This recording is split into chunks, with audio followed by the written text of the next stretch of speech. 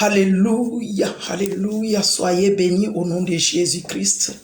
Précieux Père, je viens te dire gloire et louange et honneur en ton saint nom pour toutes tes merveilles, pour ta grâce que tu nous combles chaque jour. Loué soit ton saint nom. Merci pour ce moment, pour la grâce que tu nous fais, pour ta parole. Admirable conseiller, prince de gloire et de paix, sois magnifié, roi des rois. Oui, le prince de la paix, c'est toi notre paix. Et quand tu nous bénis, nous sommes sereins, car ta parole déclare dans Proverbe 10, 22, la bénédiction de l'Éternel enrichit et ne fait suivre d'aucun chagrin. Alléluia. Merci Saint-Esprit, au nom de Jésus-Christ. Sans plus tarder, je lis la parole de Dieu. Nous allons prendre encore quelques minutes pour exhorter cette parole au nom de Jésus-Christ sur le cas de l'économie de Côte d'Ivoire. Toi qui es en banque, toi qui es sur, en tout cas, toi qui touches l'économie de Côte d'Ivoire pour le bien-être de la population. L'intégrité paye. L'intégrité et la fidélité payent. Mais nous voulons voir un homme qui a été serviable en bien. Et l'ennemi voulait détourner sa récompense, mais Dieu a dit non. Alléluia. Il est un Dieu de complicité en bien pour son peuple, pour ses serviteurs. Ceux qui le servent avec fidélité et intégrité. Il est un Dieu complice avec ses serviteurs. Il les réjouit le cœur, sans chagrin ni amertume, dans le repos total et dans la sérénité. Oh, alléluia. J'aime Jésus. J'aime Jésus. Je lis Esther, chapitre 6. À partir du verset 1, je lis la parole de Dieu. Cette nuit-là, le roi ne put pas dormir et il se fit apporter le livre des annales, les chroniques. On les lut devant le roi et l'on trouva écrit ce que Mardochée avait révélé au sujet de Bigda et de Teresh, les deux uniques du roi garde du seuil, qui avait voulu porter la main sur le roi Assyros, vouloir le tuer. Le roi dit, quelle marque de distinction et d'honneur Mardochée a-t-il reçu pour cela? Il a posé la question. Il n'a rien reçu, répondit ceux qui servaient le roi. Alors le roi dit, qui est dans la cour? Aman était venu dans la cour extérieure, de la maison du roi pour demander au roi de faire pendre Mardochée au bois qu'il avait préparé pour lui.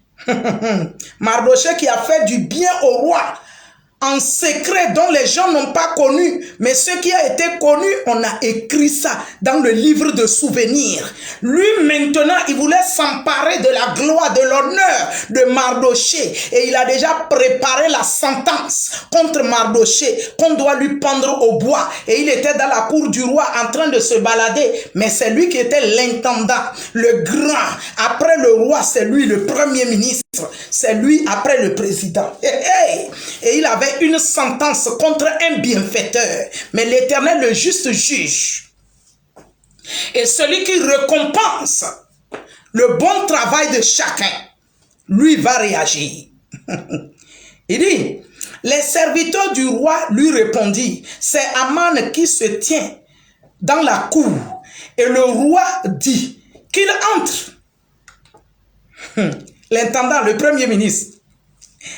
Aman entra et le roi lui dit, que faut-il faire pour un homme que le roi veut honorer? Aman se dit en lui-même, quel autre que moi le roi voudrait-il honorer? Il n'y a pas quelqu'un d'autre. Donc c'est lui seul, un vrai, un grand, c'est lui seul, un meilleur qui mérite des récompenses.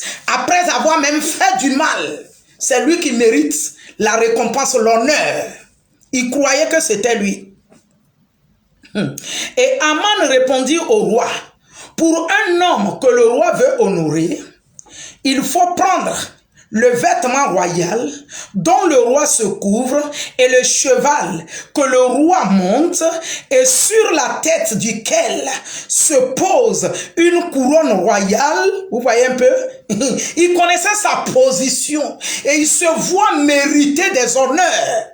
Pendant qu'il cherchait le mal contre le juste Mardoché qui aurait fait du bien, pendant qu'il cherchait le mal contre les Juifs, les enfants de Dieu dans le pays, il dit, tout ce qu'on doit faire à cette personne que le roi désire honorer, ne sachant pas qu'il y a quelqu'un que Dieu a apprêté pour l'honneur de ce jour. Sois intègre, sois fidèle dans le travail qu'on te donne de faire. Nous continuons la méditation, la lecture de la parole de Dieu. Remettez le vêtement et le cheval à l'un des principaux chefs du roi. Puis revêtir l'homme que le roi veut honorer, le promener à cheval à travers la place de la ville et crier devant lui. C'est ainsi que l'on fait à l'homme que le roi veut honorer. Ah, d'accord. Verset 10. Le roi dit à Aman, prends tout de suite, le vêtement et le cheval, comme tu l'as dit, et fais ainsi pour Mardoché, le juif, le chrétien, l'enfant de Jésus, le né de nouveau, celui qui a la crainte de Dieu. Il est le juif. Il dit, prends tout de suite, le vêtement et le cheval, comme tu l'as dit, et fais ainsi pour Mardoché le juif, qui est assis à la porte du roi. Ne néglige rien de tout ce que tu as mentionné. Le roi lui précise, ne néglige rien. Tu connais les bonnes choses, non? Et tu crois que c'est à toi que les bonnes choses conviennent. Après que quelqu'un a fait du bien, il mérite une récompense, un honneur. Toi, tu veux s'emparer du bon travail. Travail pur, travail sain ou saint. Toi, tu veux t'emparer de l'honneur mérité de celui qui aurait fait un bon travail. Dieu ne dort pas. Et Aman prit le cheval et Aman prit le vêtement et le cheval, il revêtit Mardoché, il le promena à cheval à travers la place de la ville et il cria devant lui. C'est ainsi que l'on fait à l'homme que le roi veut honorer. Alléluia, alléluia, alléluia. Il y a un décret présidentiel qui a été sorti, qui a été voté ou déclaré, un communiqué qui a été déclaré que tous ceux qui ont de l'argent dans les banques en Côte d'Ivoire et durant 10 ans, ils n'ont pas touché à cet argent, il n'y a pas eu de transactions, l'argent n'a pas bougé. L'État saisit ses biens. Je vais parler en même temps aux banquiers. Tu vas dire que moi j'ai quel pouvoir? Mais oui, tu as le pouvoir. Les directeurs des banques, les DG des banques. Mardoché avait épargné la vie du roi. Et il fut un temps, il était oublié, ignoré. Et il fallait qu'on lui récompense. Mais il était fait par l'ennemi appelé Aman, qui est l'intendant, le garde-corps, après président, c'est-à-dire après le roi Assyros, c'est lui. Donc après président, c'est lui le premier ministre. Il a cru que c'est à lui qu'on va faire une bonne récompense, un honneur. Le roi lui demande son avis. Donc vous tous, les grands, autour du président, dans cette décision bancaire de l'économie des Ivoiriens pendant 10 ans qui n'ont pas été touchés. Je crois que le président a demandé vos avis, les DG des banques.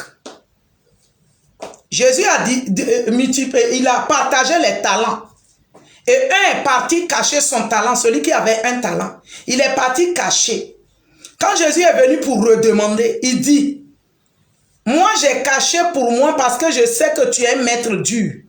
Quand tu viendras pour demander là, je vais te remettre ce que tu m'avais remis. Et le maître dit, méchant serviteur, il fallait garder mon argent à la banque. Quand je viendrai pour chercher là, ça serait déjà multiplié. Donc la banque est faite pour garder les biens des gens. La banque est faite pour économiser un peu, jusqu'au jour qu'on voudra mettre la main pour prendre.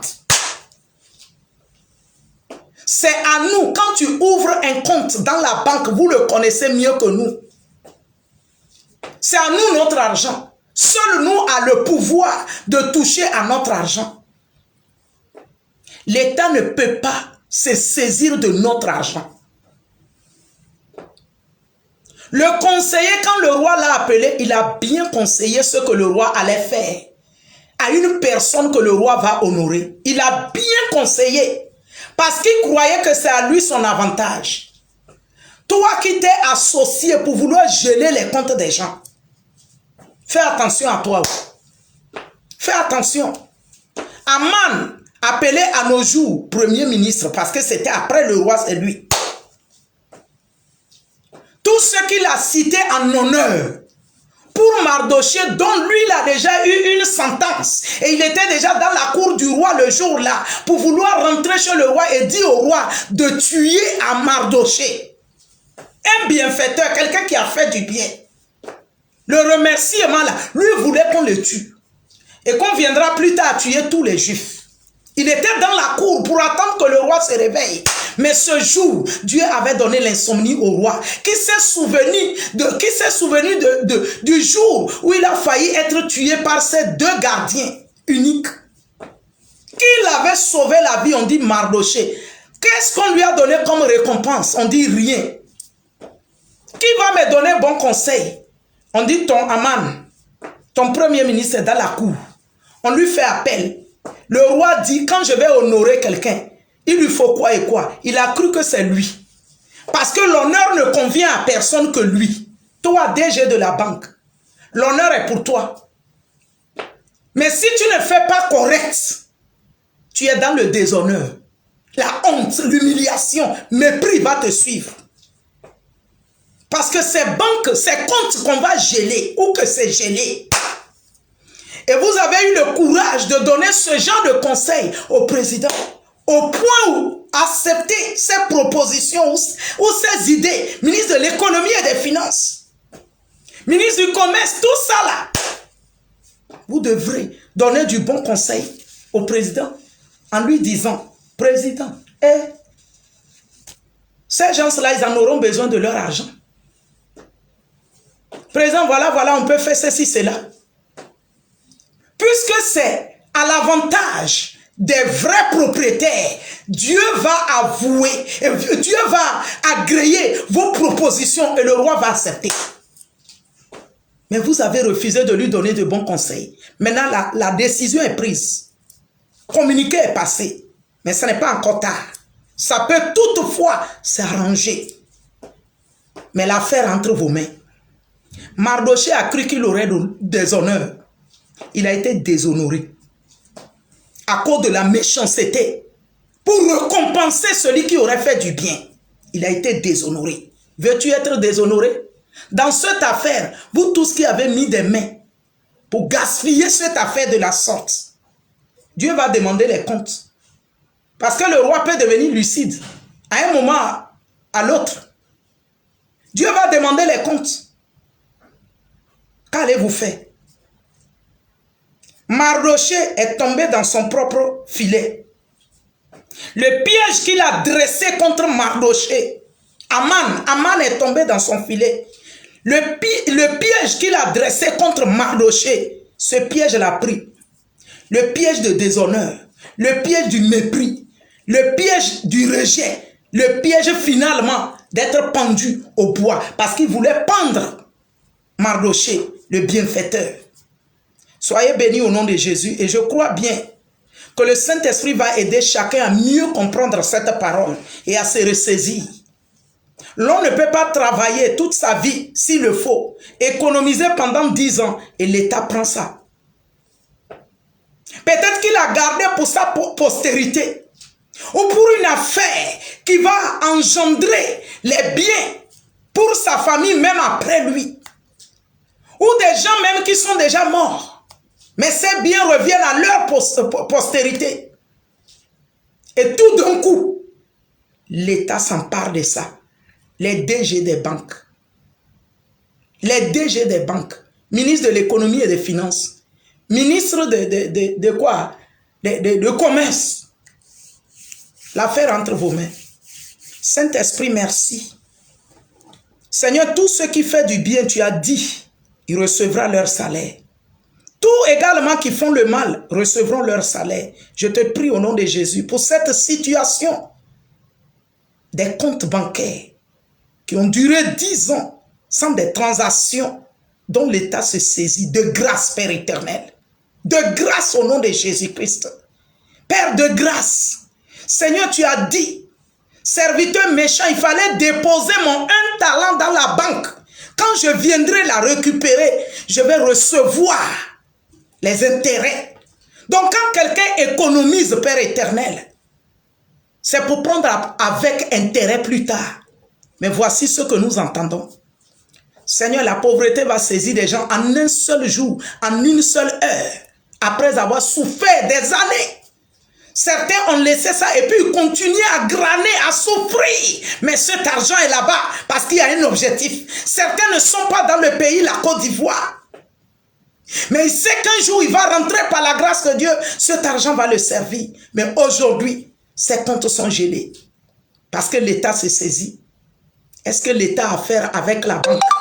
Saint-Esprit, de grâce sur l'affaire de l'économie de Côte d'Ivoire. De grâce, délivre Saint-Esprit. Délivre au nom de Jésus-Christ. Je t'en prie, Saint-Esprit. De grâce, délivre. Délivre, Seigneur. Que le couteau ne soit plus foncé dans les blessures qui sont en train de se cicatriser. Je t'en prie, Saint-Esprit, que toute la gloire te revienne de ce que tu interviens. La semaine qui commence dans la Côte d'Ivoire, Seigneur éternel, également, fais grâce sur cette affaire des comptes gelés, que l'État se saisisse. Je t'en prie, Seigneur, tu peux tout. Tu peux tout. Rien ne t'est impossible.